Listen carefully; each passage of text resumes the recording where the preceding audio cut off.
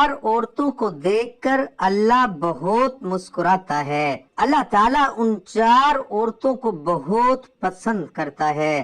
جہاں دنیا اسلام میں حجاب کے بارے میں مختلف معاشروں کا مختلف رویہ رہا ہے، وہاں اسے اوڑھنے کے انداز بھی جدا جدا رہے ہیں۔ جہاں ایران اور سعودی عرب میں اسے تمام عورتوں کے لیے لازمی قرار دیا گیا، وہاں ان دونوں معاشروں میں اس بارے میں بھی اختلاف پایا جاتا ہے کہ کیا صرف سر کا ڈھانپنا ہی کافی ہے یا چہرے پر نقاب ڈالنا بھی ضروری ہے۔ اس کے برعکس ترکی میں سرکاری اداروں میں اس پر پابندی بھی لگائی گئی اور کئی دوسرے مسلمان اکثریت کے یورپی ممالک میں پردے یا حجاب کا رواج نہیں رہا۔ پاکستان میں جہاں بہت سی عورتیں برقع اور حجاب اوڑھتی ہیں، وہاں شہروں اور دیہات میں ایک بڑی تعداد نہ تو پردہ کرتی ہے اور نہ ہی حجاب اوڑھتی ہے۔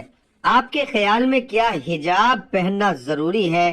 اگر آپ پردے کی حمایت کرتے ہیں تو کیوں؟ اور اگر آپ مخالفت کرتے ہیں تو کیوں؟ کیا اسے لازمی قرار دینا چاہیے یا اسے انفرادی مرض پر چھوڑ دیا جائے؟ حضرت سیدہ عائشہ صدیقہ رضی اللہ تعالی عنہا نے فرمایا، خواتین اسلام میں عورتوں کی 3 خوبیاں اللہ تعالیٰ کو بہت ہی زیادہ پسند ہیں۔ جب پوچھا گیا وہ کون سی 3 خوبیاں ہیں تو حضرت عائشہ رضی اللہ تعالی عنہا نے فرمایا، پہلی خوبی پردہ کسی خاتون کی ایسی خوبی ہے جو اللہ تعالیٰ کو بہت ہی زیادہ پسند ہے۔ جب کوئی خاص خوبیاں اللہ کو پسند ہوں تو پھر ظاہر ہے وہ خوبیاں اپنانے والی عورتیں بھی اللہ کو بے حد پسند ہیں۔ فرمایا گیا، اللہ کے پسندیدہ بندی مان جاؤ اور پردے کو اپنا زیور سمجھو۔ آج کل کی عورت کہتی ہے یہ پردے کا کیا ہے، بس انسان کا ذہن پاک صاف ہونا چاہیے اور دماغ کا صاف ہونا ضروری ہے۔ تو میں کہتا ہوں، اے میری بہن، تیرا ذہن کتنا بھی پاک صاف ہو جائے لیکن سیدہ فاطمہ الزہرا سے زیادہ پاک و صاف نہیں ہو سکتا۔ میری بہن سن، پردے کا حکم سیدہ فاطمہ کو بھی دیا گیا تھا۔ ایک ان پڑھ با پردہ اور با حیا عورت اس پی ایچ ڈی عورت سے کہیں زیادہ بہتر ہے کہ جس کے پاس ڈگری تو ہے لیکن پردہ نہیں ہے، ڈگری تو ہے لیکن بال ہر وقت کھلے ہوئے ہیں۔ اس کے پاس ڈگری تو ہے، تعلیم تو ہے لیکن آنکھوں میں شرم و حیا نہیں۔ اس کے پاس ڈگری تو ہے لیکن ماں باپ کا ادب و احترام نہیں، بھائیوں کا احترام نہیں کرتی، ہر وقت شیشے کے سامنے کھڑی ہو کر اپنے بالوں پر اتراتی ہیں، اپنے حسن پہ ناز کرتی ہیں، اللہ تعالیٰ کے دیے گئے حسنوں پر ناز کرتی ہیں کہ میرا چہرہ کس قدر خوبصورت ہے، میرے بال کتنے نرم و ملائم ہیں، اور اس طرح سے خود کو دوسری عورتوں سے الگ تھلگ سمجھتی ہیں۔ اے اسلام کی مقدس شہزادی، تجھے زیب نہیں دیتا کہ تو اپنے حسن پر ناز کرے؟ تجھ سے پہلے کتنے حسن و جمال کی پیکر عورتیں قبروں میں جا پڑیں، وہ بھی کبھی اپنے حسن پر ناز کیا کرتی تھی، آج ان کے حسن کو اور ان کے خوبصورت چہرے کو قبر کے کیڑے کھا رہے ہیں۔ قبرستانوں میں جایا کرو، دیکھا کرو اور غور کیا کرو، تو پھر اپنے حسن پہ ناز نہیں کرو گی۔ ہمارے ہاں تو زواج ہی بن چکا ہے کہ اگر خدا نخواستہ کسی گھر میں کوئی فوتگی ہو جائے، کوئی عزیز رشتہ دار یا کوئی قریبی فوت ہو جائے تو اس کی جدائی کا غم ہر چیز مسلط ہو جاتا ہے، حتیٰ کہ نماز پر بھی مسلط ہو جاتا ہے، پردے پر بھی مسلط ہو جاتا ہے۔ عورتوں کو اپنے پردے کا خیال نہیں رہتا، باپ بھائی بہن کو نماز کا خیال نہیں رہتا۔ محترم ناظرین، صحابہ کرام رضوان اللہ علیہم اجمعین کے دور میں جب کوئی فوتگی ہو جاتی تھی، ظاہر ہے کہ خاندان والوں کے لیے ایک بہت ہی غم زدہ صورتحال ہوتی تھی، لیکن پھر بھی یہ غم خواتین کے پردے پر اثر نہیں ڈالتا تھا۔ فوتگی کے دن بھی عورتیں پردے کا خیال رکھا کرتی تھیں، ہر چیز پہ یہ غم مسلط ہو جاتا تھا لیکن نماز پہ مسلط نہیں ہوتا تھا۔ لوگوں کو پتہ ہوتا تھا کہ ابھی نماز کا وقت ہونے والا ہے، اٹھو اور نماز پڑھو۔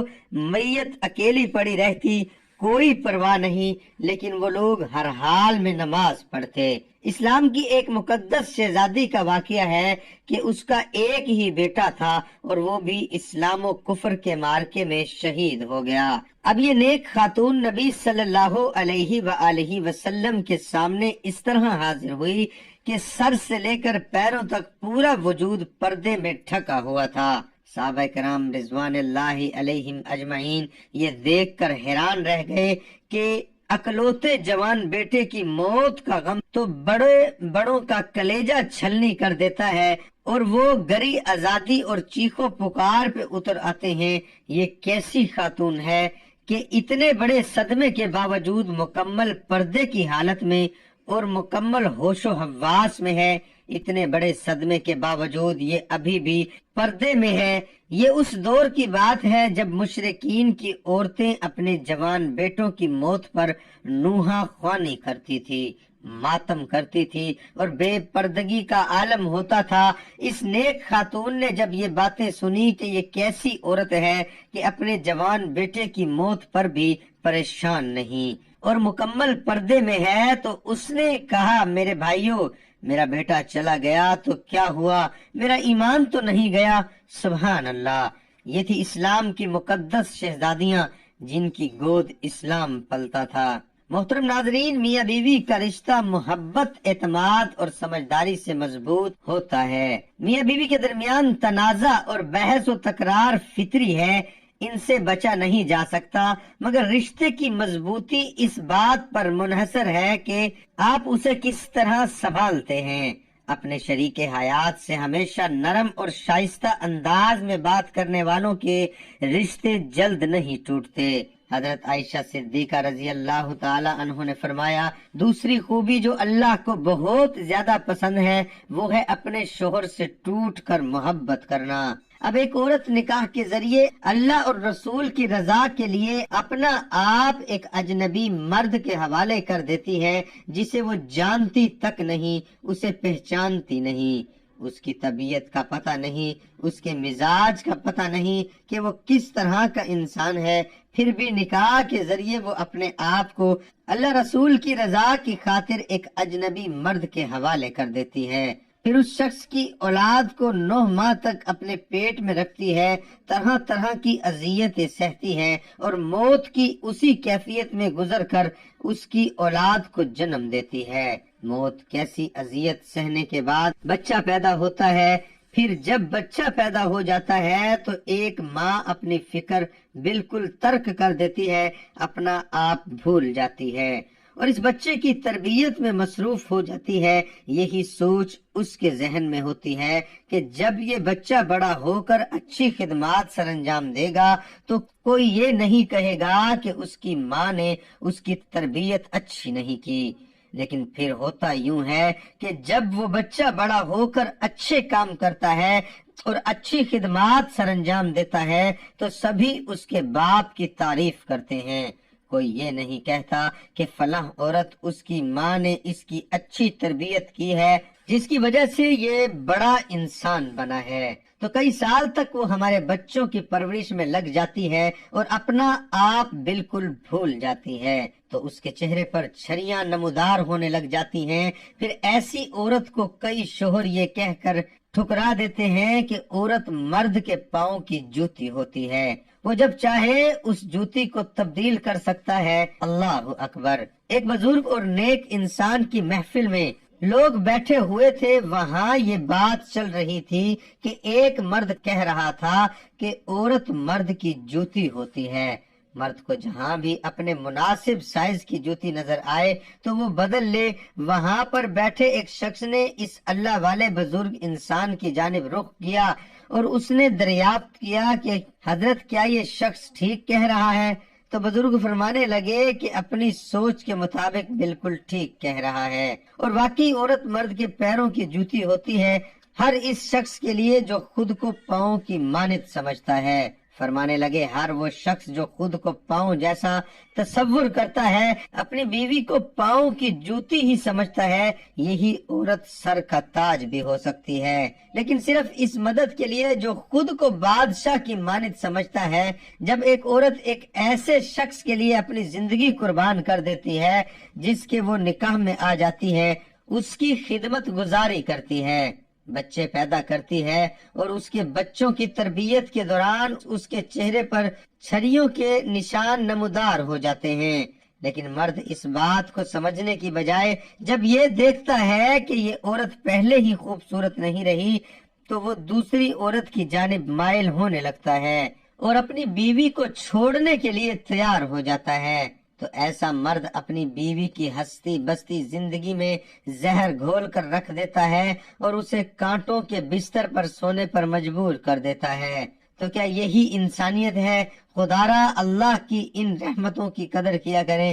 حضرت عائشہ صدیقہ رضی اللہ تعالی عنہا نے فرمایا کہ عورت کے اندر 3 خوبیاں اللہ کو بہت ہی زیادہ پسند ہے۔ جب پوچھا گیا اے ام المؤمنین، عورتوں کی وہ کون سی خوبیاں ہیں جو اللہ تعالیٰ کو بہت پسند ہیں، تو فرمایا نمبر 1 پردہ، یعنی پردہ کرنے والی عورت اللہ کو بہت ہی زیادہ پسند ہے۔ نمبر 2 شوہر سے ٹوٹ کر محبت کرنا، یعنی شوہر سے ٹوٹ کر محبت کرنے والی عورت بھی اللہ تعالیٰ کو بہت پسند ہے۔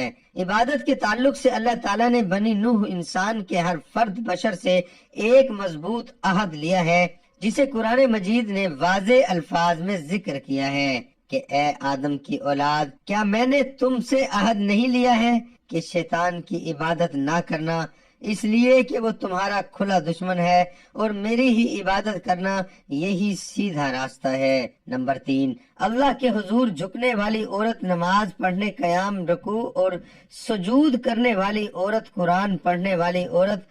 آج کل کی عورت کہتی ہے جی بچے زیادہ ہیں، نماز پڑھنے کا وقت ہی نہیں ملتا۔ دعا ہے کہ اللہ تعالیٰ میرا سنانا اور آپ کا سننا اپنی بارگاہ الہی میں قبول اور منظور فرمائے، آمین ثم آمین۔